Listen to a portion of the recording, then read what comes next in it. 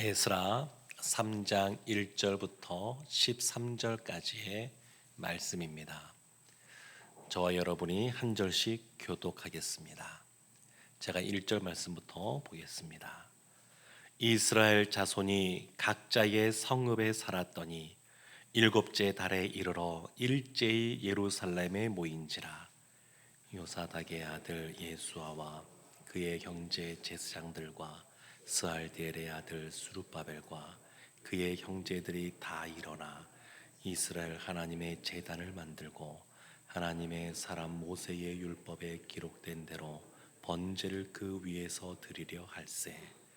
무리가 모든 나라 백성을 두려워하여 제단을 그 터에 세우고 그 위에서 아침 저녁으로 여호와께 번제를 드리며 기록된 규례대로 초막절을 지켜 번제를 매일 정수대로 날마다 드리고 그 후에는 항상 드리는 번제와 초하루와 여호와의 모든 거룩한 절기의 번제와 사람이 여호와께 기쁘게 드리는 예물을 드리되 일곱째 달 초하루부터 비로소 여호와께 번제를 드렸으나 그때에 여호와의 성전 지대는 미쳐놓지 못한지라.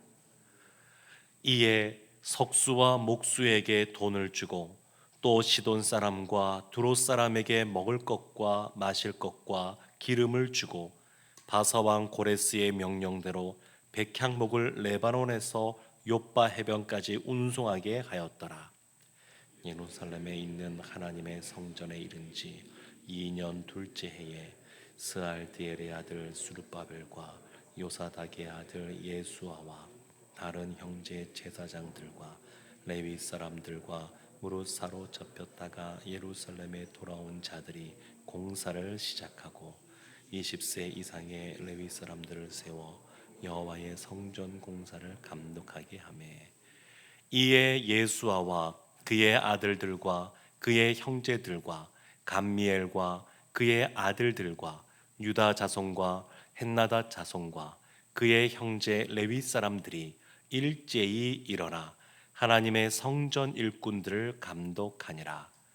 건축자가 여호와의 성전의 기초를 놓을 때에 제사장들은 예복을 입고 나팔을 들고 아삽 자손 레위 사람들은 제금을 들고 서서 이스라엘 왕 다윗의 규례대로 여호와를 찬송하되 찬양으로 화답하며 여호와께 감사하여 이르되 주는 지극히 선하심으로 그의 인자하심이 이스라엘에게 영원하시도다 하니 모든 백성이 여호와의 성전 기초가 놓임을 보고 여호와를 찬송하며 큰 소리로 즐거이 부르며 제사장들과 레위 사람들과 나이 많은 족장들은 첫 성전을 보았으므로 이제 이 성전의 기초가 놓임을 보고 대성통곡하였으나 여러 사람은 기쁨으로 크게 함성을 지르니 함께 보겠습니다. 백성이 크게 외치는 소리가 멀리 들리므로 즐거이 부르는 소리와 통곡하는 소리를 백성들이 분간하지 못하였더라. 아멘. 살아계신 하나님의 말씀입니다. 하나님께서 바벨론의 페르시아의 포로로 잡혀가 있던 이스라엘에게 예루살렘에 돌아가서 성전을 건축하라 이렇게 말씀해 주셨습니다. 그래서 수만 명의 사람들이 그 말씀에 의지하여서 수십 년 동안 뿌리 내리고 살던 그 바벨론 땅에서 기꺼이 예루살렘으로 돌아왔습니다. 그들이 돌아와서 바로 예루살렘 성전을 건축한 것은 아니고 오늘 1절 말씀 보게 되면 이스라엘 자손이 각자의 성읍에 살았더니 그러니까 이스라엘 전역에 먼저 흩어져서 각자 삶의 자리를 마련했습니다. 그리고 나서 일곱째 달에 이르러 일제히 예루살렘에 모인지라. 일곱째 달에 그들이 모이기 시작했습니다. 근데 이것이 생각보다 쉬운 것이 아닙니다. 그들이 돌아오자마자 흩어지지 않고 예루살렘에서 성전 건축을 시작하는 것도 쉬운 건 아니겠지만 이미 각자 흩어져서 각자의 가정을 꾸리고 삶의 터전을 일구고 있는 그런 상황, 현실의 그런 상황들이 있는데 그것을 놔두고 아마도 약속하신 것 싶은데 일곱 제자들이 다 같이 모였다고 하는 것, 사실 이거 자체가 쉬운 것이 아닙니다. 얼마나 돌아왔으니까 손봐야 될 것이 많겠습니까? 오랫동안 70년 동안 터전이 없던 곳에 돌아왔으니까 얼마나 뭔가를 다 새롭게 해야 되겠습니까? 할 일도 많고 돌봐야 될 것도 많고 여러 가지 생계도 생각해야 되고 아주 현실이 그들의 발목을 꽉 잡고 있을 텐데, 그런데 일곱째 달에 그들이 일제히 예루살렘에 다시 모였습니다. 이 에스라서 말씀, 또 뒤에 보면 느헤미야서의 말씀은 다 회복에 대한 말씀을 주고 있는데, 오늘 본문의 말씀에 보면 회복은 무엇으로부터 시작되는가? 일제히 모이는 것부터 시작된다라는 것을 알 수 있습니다. 사실 회복은 공동체에게 주어지는 것이기 때문에 한두 사람의 헌신과 한두 사람의 열심으로 되는 것이 아닙니다. 물론 앞장서는 사람들이 필요합니다. 이들이 돌아올 때도 스룹바벨과 예수아가 앞장을 서서 정말로 그 이스라엘의 힘을 내서 돌아오는 사람들이 많아졌는데, 앞장선 사람들이 필요하긴 하지만 그 한두 사람으로 회복이 시작되는 것이 아닙니다. 회복은 공동체적으로 주어지는 것이기 때문에 공동체가 함께 모이는 것이 필요합니다.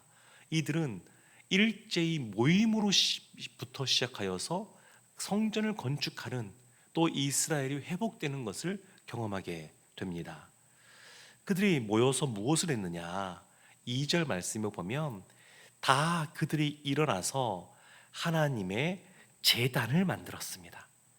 그리고 모세의 율법에 기록된 대로 번제를 그 위에 드렸습니다.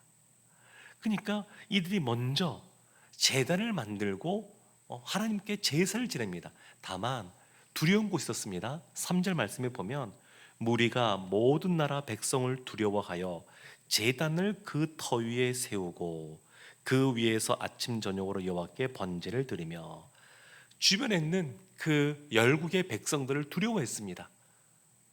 그러니까 이들이 현실적인 어려움들이 있음에도 불구하고 그들이 제단을 만들고 하나님 앞에 제사를 지내는 겁니다. 그것도 한 번 지낸 것이 아니라 매일매일 아침 저녁으로 제사를 지내고, 그리고 4절 말씀에 보면 초막절도 지키고, 또 여러 가지 또한 각양 또 여러 가지 초하루 예배를 비롯하여서 여러 가지 제사를 하나님께 드립니다. 우리가 지금 드리는 새벽 드림 기도에는 초하루 예배는 아니죠. 그러니까 일일이 시작되는 그 밤 12시에 모여서 저희가 지금 예배를 드리는 것은 아닙니다만, 사실 그런 성격을 띠고는 있습니다. 제가 부교육자 때 그 신앙생활하던 그 섬기던 교회 한 교회에서는 초하루 예배를 드렸습니다. 밤 12시 땡 하면 예배가 시작이 돼요. 그래서 11시 반에 모여서 그 12시를 지나서 예배를 매달마다 드렸었습니다. 그래서 저도 이 초하루 예배가 익숙합니다. 몇 년을 드렸기 때문에. 근데 그 초하루 예배가 여기 이 구약에서부터 사실은 시작된 겁니다. 하루를 시작하면서 이 한 달을 하나님이 주셨음에서 감사하고 이 한 달을 하나님께 맡기는 그런 의미로 초하루 예배를 드리는 거죠. 그래서 이 새벽 드림 기도에도 그렇게 우리가 표현하고는 있지는 않지만 그런 의미가 사실은 담겨져 있습니다. 그리고 새벽에 있어서 우리가 매일매일 나오면 좋겠지만 그것이 쉽지 않은 경우에 10분의 1이라도, 기도의 10분의 1이라도 하나님께 드리겠다, 그런 의미도 이 새벽 드림 기도회에 담겨져 있습니다. 그런데 이스라엘이 그들이 와서 한 것이 먼저 뭐냐면 성전 건축하기 전입니다. 아직 성전 건축이 되지 않았습니다. 근데 제단을 먼저 만들었습니다. 그러니까 열국의 그러한 사람들의 그러한 두려운 시선 속에서도, 그들의 시선 때문에 두려워하면서도 제단을 먼저 만들고 제사를 지내는데 매일매일 지냈습니다. 한번 그 구약의 역사를 쭉 한번 훑어보면 솔로몬 때 성전을 짓지 않았습니까? 너무 아름답게 성전을 잘 지어놨습니다. 그리고 솔로몬이 1000번째 예물도 지냈습니다. 그런데 1000번째 제사를 지냈다고 하는 것은 그만큼 1,000번 드릴 만큼 많은 그러한 재물을 가지고 함께 드렸다는 것이 일주일 만에 드렸거든요. 드렸다는 것이 1,000일 동안 드렸다는 것이 아닙니다.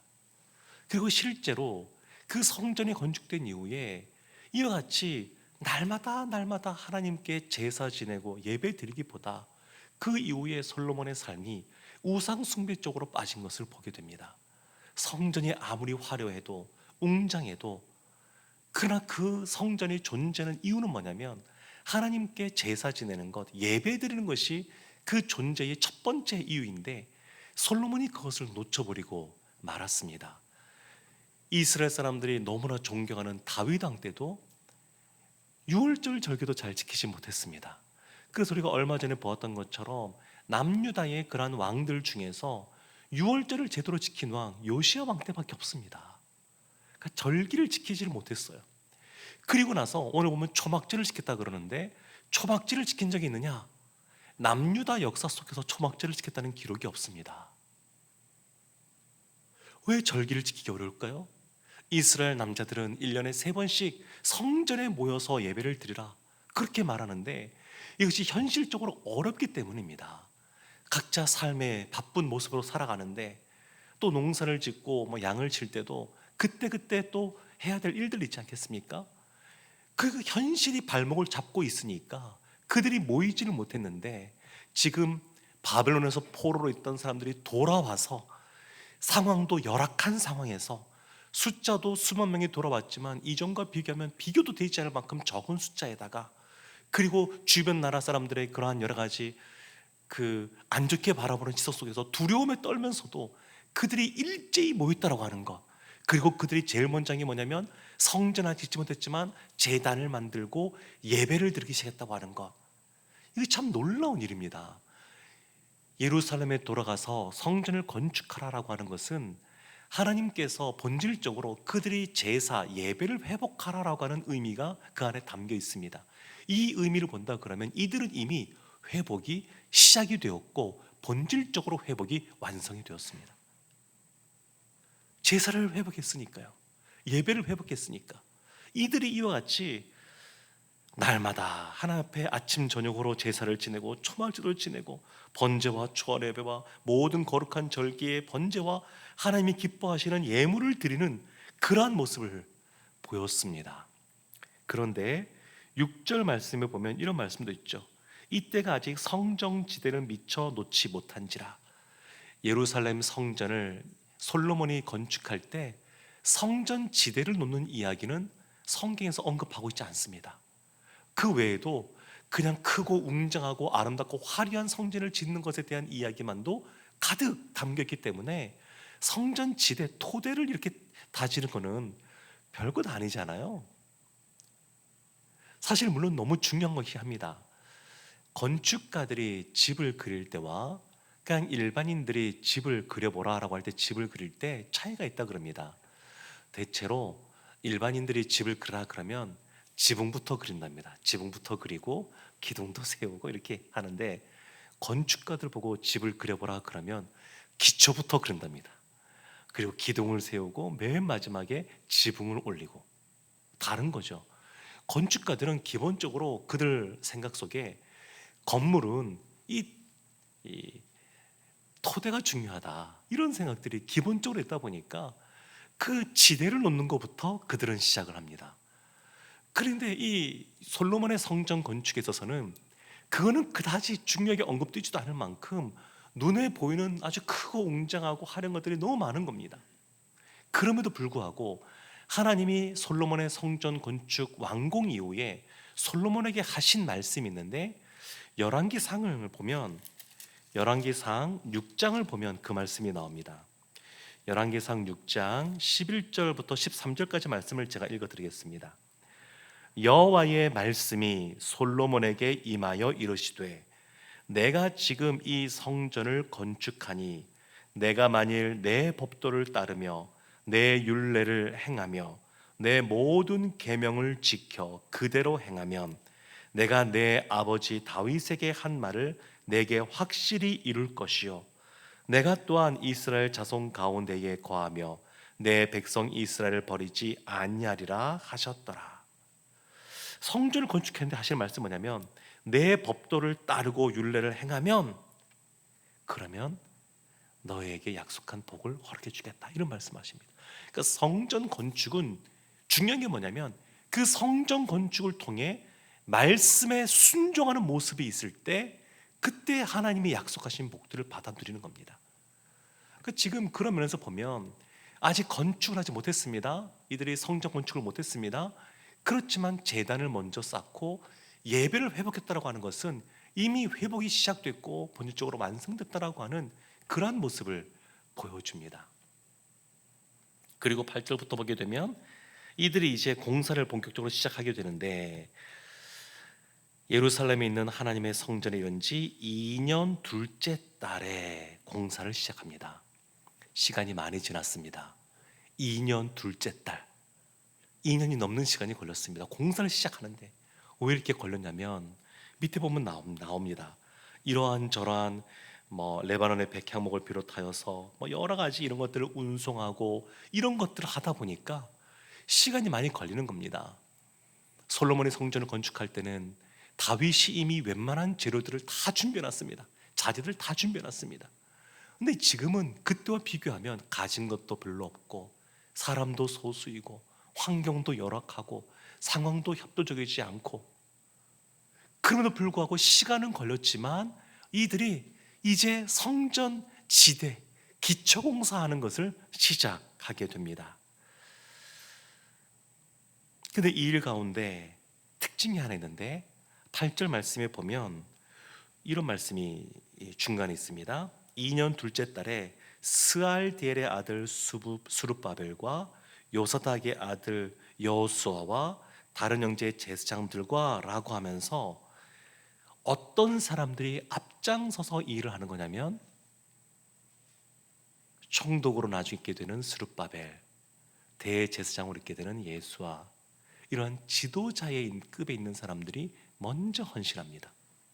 그러니까 회복에 있어서 다 같이 이렇게 일제히 일하는 모습이 아주 필요하고 그것이 중요하지만 더불어서 그 리더급에 있는 사람들이 먼저 헌신하는 것, 이것도 굉장히 중요합니다. 그래서 그들로 말미암아 이 공사들이 진행이 되어져 가게 되고 그 결과 성전지대가 놓여지게 되었습니다. 이제 성전지대 공사가 끝났습니다. 기초공사가 끝났습니다. 그리고 12절 말씀에 보면 이제 사람들의 반응이 나오는데 참 마음이 좀 이렇게 짠하면서 먹먹해지는 그러한 내용입니다. 12절 말씀에 보면 제사장들과 레위 사람들과 나이 많은 족장들은 첫 성전을 보았으므로 이제 이 성전의 기초가 놓임을 보고 대성통곡하였으나, 나이 많은 사람들 또 여러 가지 그림이나 이런 걸 통해서 알고 있었던 제사장들, 레위 사람들은 그 솔로몬이 지었던 그 성전, 지금은 회파된 그 성전, 그 모습을 알고 있는 상태였습니다. 이들이 포로 잡혀간 지 70년 만에 돌아왔지만 그 기준은 다니엘이 처음에 잡혀갈 때부터 해서 70년이거든요. 나라는 그로부터 정확하게 20년 뒤에 망합니다. 정확하게는. 그러니까 마지막 잡혀갈 때, 세 번째로 잡혀갈 때 잡혀갔던 사람들은 50년의 세월이 지난 다음에 돌아온 겁니다. 그러니까 나이가 많은 분들은 살아있을 때 성전을 본 것이죠. 그분들은 솔로몬의 그 화려하고 크고 웅장했던 성전을 기억하고 있는 사람들은 본인들이 만들어 놓은 성전 이 기초 공사가 너무 초라한 겁니다. 좁고 작고 별 볼 일 없어 보이고. 그러니까 통곡이 나오는 겁니다. 통곡. 하나님께서 허락하셔서 솔로몬 때의 성전을 아주 멋있고 웅장하게 하나님 말씀하신 대로 성전을 건축했는데 우리가 하나님 앞에 범죄해서 나라가 망하게 되고 성전이 회파되고 그리고 다시 돌아와서 성전을 다시 짓고는 있지만 너무 보잘것없고 하나님 보시기에 너무 죄송하고 그가 통곡이 나오는 겁니다. 그렇지만 젊은 사람들 여러 가지 어려운 상황 속에서도 마음을 모아 함께 이 일을 동참했고, 그래서 이 공사를 시작해서 기초 공사를 완공한 사람들은 12절 끝에 보면 여러 사람은 기쁨으로 크게 함성을 지르니, 너무 기뻐하고 함성을 지릅니다. 13절 말씀 보면 이 두 가지가 다 들립니다. 통곡하는 소리와 기쁨의 함성 소리가 함께 들리는 이 장면, 참 이들이 귀한 일을 했다라고 생각이 들면서도 참 현실의 그 모습 속에서 이들이 이렇게 반응하는 모습을 보면서 우리도 다시 한 번 더 하나님께서 원하시는 대로 늘 우선순위를 분명하게 하고 그렇게 살아가서 후대들에게 이런 모습을 남겨주지 않았으면 좋겠다, 이런 생각을 하게 됩니다. 우리가 아름답게 성전도 꾸미고, 또 우리도 이번에 요 기간에 이음누리 캠퍼스도 이제 거의 마무리 단계에 들어가고, 이게 많은 아름다운 것들을 남겨주게 되는데, 믿음의 교육을 제대로 시키지 못하고 신앙의 전승을 제대로 시키지 못하면 어쩌면 후대에 이 성전이 많이 회파되는 모습이 있을 수 있고, 그러다 하나님의 은혜가 다시 회복이 되었을 때 이와 같은 모습으로 아름답게 못 되고 또 형편없는 보잘것없는 모습으로 회복이 된다 그러면 참 그때도 이런 모습이 나타나지 않을까 싶기도 합니다.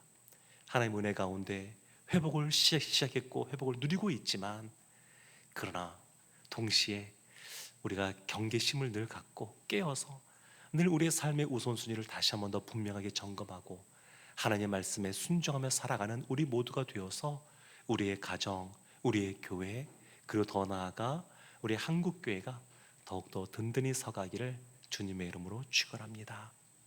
아멘.